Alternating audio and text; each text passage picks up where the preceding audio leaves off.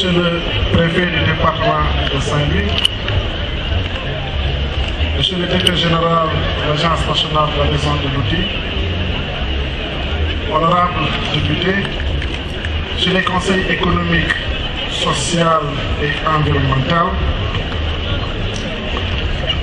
Monsieur les chefs des services de division, chers dignitaires notables, Madame la directrice de Dialoré Production, chers citoyens de Saint-Louis, honorables invités. Je ne saurais ne pas dire aussi Madame la Première Dame. C'est avec une joie immense et une fierté sans commune mesure que je tiens à partager avec vous, en ce lieu et en ces circonstances symboliques, ce que l'art a d'unique au monde, le fanal. En effet, l'unicité de cet événement remonte de sa naissance dans cette ambiance coloniale où l'expression de la culture pouvait être une forme de lutte, mais aussi, comme ici à Saint-Louis, l'expression de ce que le président Senghor appelait la civilisation de l'universel. Civilisation de l'universel, car Saint-Louis traduisait et continue de traduire la rencontre des cultures, des religions, des ethnies et surtout le lieu d'expression du rendez-vous, du donner et du recevoir. Le fanal, prétexte des fêtes et d'apparence, allie donc l'enracinement aux us et coutumes de nos ancêtres et l'ouverture au monde des autres dans ce qu'ils ont de meilleur. Aujourd'hui encore, malgré les âges et les époques, le fanal reste cette osmose, cette symbiose entre les horizons, les appartenances et les croyances. Les chants des cantatrices aux parures des signares. Le fanal est resté l'image d'une ville aux allures de carrefour, carrefour de culture, de religion, d'art et de manière de vivre.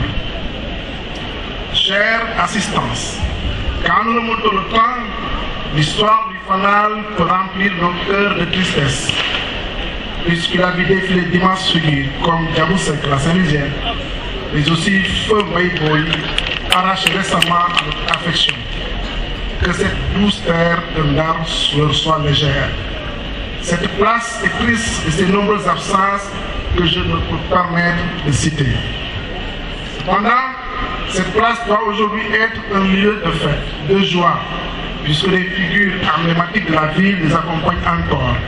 Je veux citer Aline Badarijan Colbert, entre autres. Alhamdoulilah. Et doit être ce point de rencontre à partir duquel nous devons résolument tourner vers tout ce que le thème de cette année comporte comme message et comme exigence.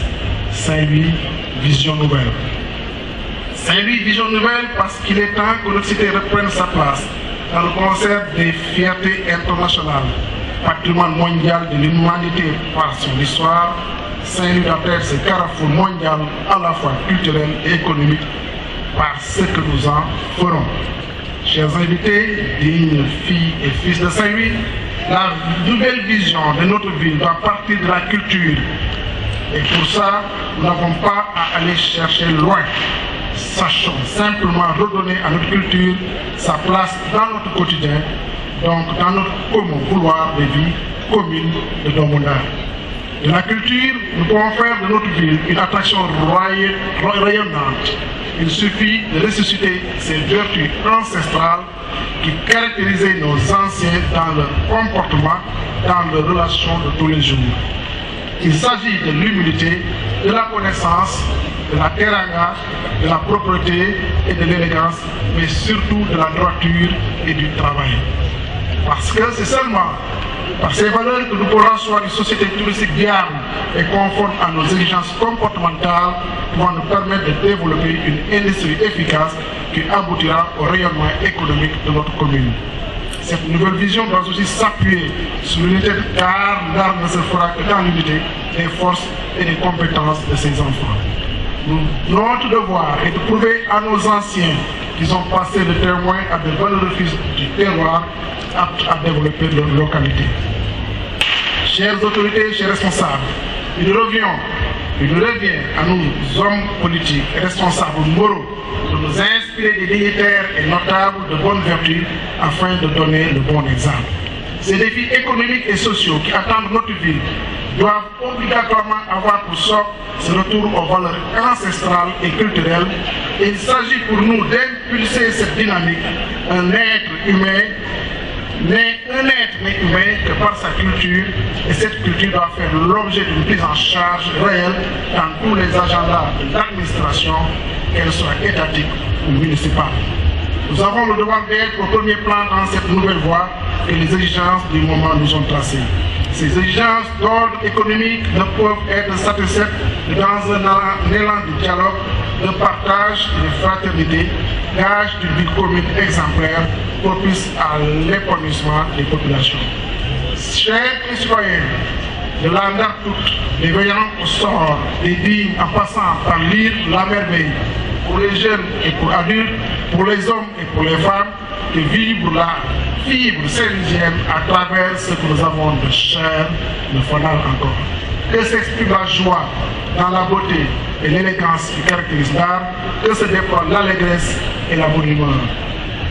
Car demain, il s'agira de nous mettre au travail afin de sortir notre ville de la léthargie qui la gangrène, des mots qui l'assaillent, d'exigences et qui l'accablent. Il s'agira ensemble, dans un élan fortement culturel, de s'atteler au redressement imminent de notre commune, c'est à notre portée. Je ne saurais terminer mes propos sans vraiment rendre un vibrant hommage à Mme Marie-Madeleine Diallo, directrice du Diallory Production. Bonne fête à tous et à toutes, bonne année 2014, vive le fanal, vive l'expression culturelle au service du développement. Merci de votre aimable attention.